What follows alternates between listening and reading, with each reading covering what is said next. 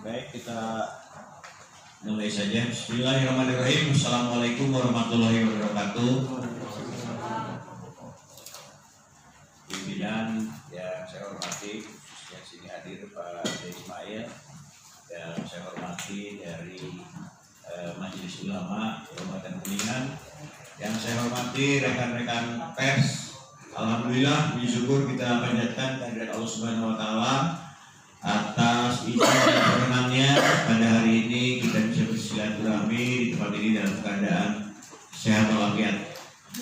Salawat serta salam kita curah limpahkan kepada junjungan kita Nabi Agung Muhammad Sallallahu Alaihi Wasallam, kepada keluarganya, sahabatnya, dan kita sekalian yang senantiasa taat dan konsisten menjalankan ajarannya. Amin. Bapak-bapak yang saya hormati, oh iya, saudara dari Polres, terutama Kasat kita hadir juga, terima kasih. Bapak-bapak yang saya hormati, sejatinya hari ini kami mengundang beberapa pondok pesantren, yaitu Husnul Hatimah, Al-Mutajam, Al-Mutawali, dan dari Apik. Undangan sudah disampaikan, namun sampai dengan hari ini belum ada konfirmasi kesiapan untuk hadir. Tapi bukan persoalan, ya kami juga sekaligus dalam kesempatan ini ingin mengklarifikasi terhadap polemik yang belakangan ini memang menjadi viral, ya, terkait dengan hasil wawancara saya baik di channel YouTube maupun di beberapa media baik cetak maupun online. Nah, dalam kesempatan ini karena isu yang berkembang atau yang diminta dari beberapa elemen masyarakat, itu diantaranya meminta saya untuk melakukan klarifikasi. Satu, klarifikasi. Dua, meminta permohonan maaf. Dan itu akan saya lakukan pada hari ini, ya. Baik ada atau tidak ada yang terkait, maka kami akan menyampaikan itu semua.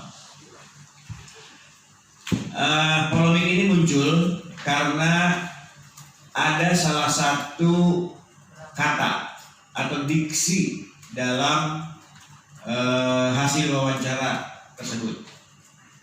Namun karena yang dituntut adalah klarifikasi, maka saya pun ingin menyampaikan klarifikasi.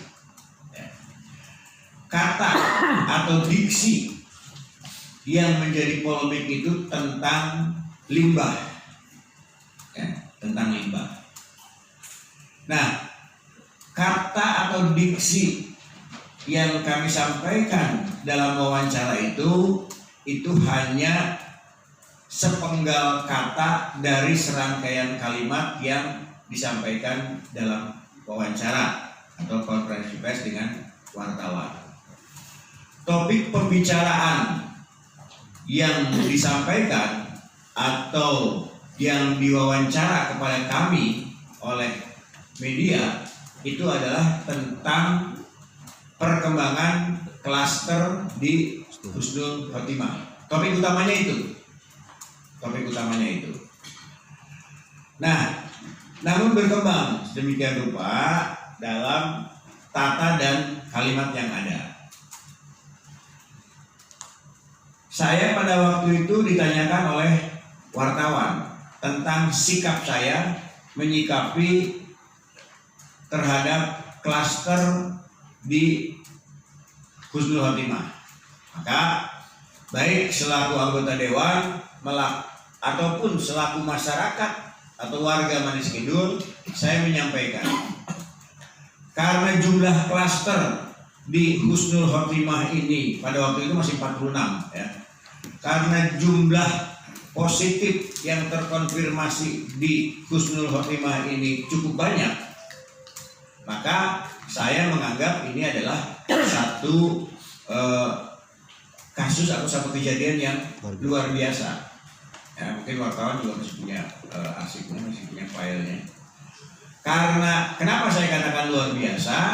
Karena ini jumlahnya besar. Kita kaget kan? Ya. Manis Kidul dan Kecamatan Jalaksana itu selama ada COVID-19 itu berdasarkan data yang diperoleh dari gugus tugas itu tidak ada positif, tapi tiba-tiba meledak dengan jumlah 46 kiai.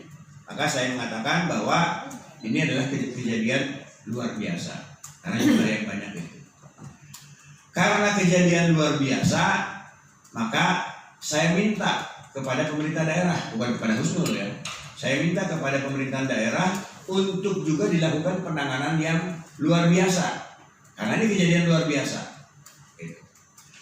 Terlebih lagi, sehari sebelum kami menyatakan di konferensi pers, itu saya kedatangan beberapa orang warga, baik tokoh pemuda maupun BPD, datang ke rumah menyampaikan ya semacam kegelisahan atau keresahan. Fotonya ada di sini. Menyampaikan kepada kami, ya karena saya sebagai warga Manis Kidul yang kebetulan sebagai anggota DPRD, wajar setiap apapun yang berkembang di masyarakat selalu saya menjadi bahan pertanyaan atau minta petunjuk. Ya saya bilang hati-hati orang Manis Kidul karena ini kan klaster Husnul ini berada di Desa Manis Kidul. Ya, saya hanya sebatas itu. Nah, terus saya sampaikan kepada warga masyarakat bahwa besok pun kami akan rapat dengan gugus tugas.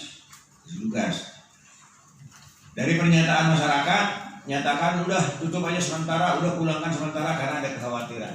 Ya udah nanti saya sampaikan di rapat gugus tugas. Nah sebelum rapat gugus tugas saya ketemu dengan wartawan di bawah. Ya saya sampaikan seperti itu.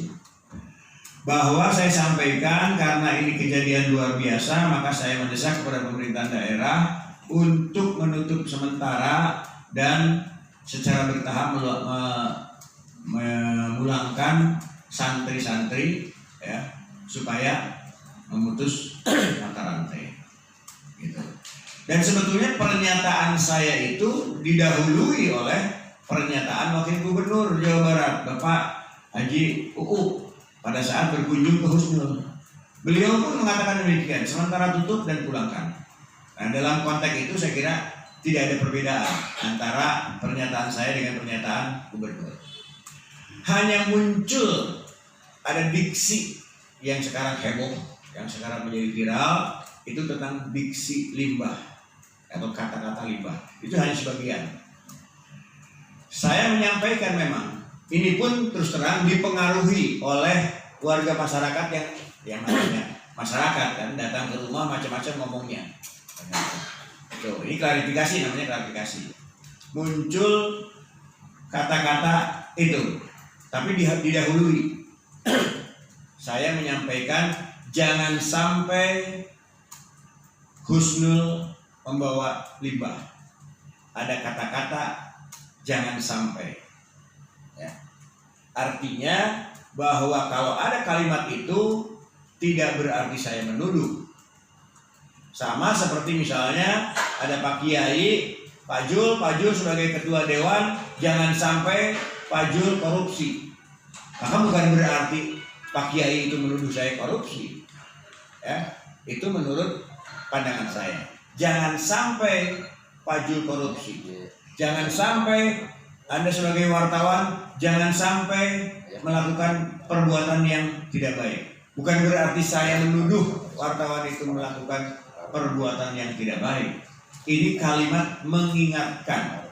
Bisa dilihat nanti di channel YouTube ada kata-kata jangan sampai. Kecuali kalau saya kalimatnya adalah Husnul itu hanya membawa limbah, mungkin itu sudah tuduhan. Tapi ada kalimat jangan sampai. Namun diksi ini memang kalau mau jujur ya saya dipengaruhi oleh warga masyarakat yang awalnya datang. Ada ketua BPD, ada ini. Tapi terlepas dari itu saya tidak akan mengkambing hitamkan itu. Ya. Nah, terlepas dari itu semua, apabila kata-kata tersebut memang mengganggu kenyamanan atau mengganggu terutama husnul dan al-mutajam, tentu dengan kerendahan hati saya menyampaikan permohonan maaf yang sedalam-dalamnya. Ya, sekali lagi, apabila, dan memang sekarang sudah berkembang dan menjadi viral, apabila kalimat atau kata-kata limbah tersebut itu mengganggu kenyamanan baik pondok pesantren Husnul Khotimah maupun Al-Mutajam atau keluarga besar Ikatan Alumni Al-Mutajam dan Husnul Khotimah, maka dengan kerendahan hati saya menyampaikan permohonan maaf. Itu karena ini yang diminta oleh beberapa elemen. Satu, klarifikasi apa maksudnya ini. Dua, menyampaikan permohonan maaf. Dan itu sudah kami lakukan. Ada tertulisnya, kami sampaikan dan saya tanda tangani. Itu. Nah, itu kekhawatiran saya pada saat saya menyampaikan wawancara bahwa ini klaster Husnul ini kita khawatir akan terus bertambah. Dan itu terbukti. Ya. Pada saat itu kita wawancara kalau tidak salah 46 ya, yang positif, kemudian bertambah lagi. Jadi kalau masalah itu saya kira yang sekarang ya kita prihatin ya. Husnul mendapat musibah seperti itu, mudah-mudahan ini cepat berlalu. Jadi tidak ada secuil pun maksud saya untuk melecehkan. Saya udah 20 tahun, hampir 25 tahun tinggal di Manis Kidul. Sebelum ada Husnul Khotimah, saya sudah di sana. Dan kita berdampingan ya.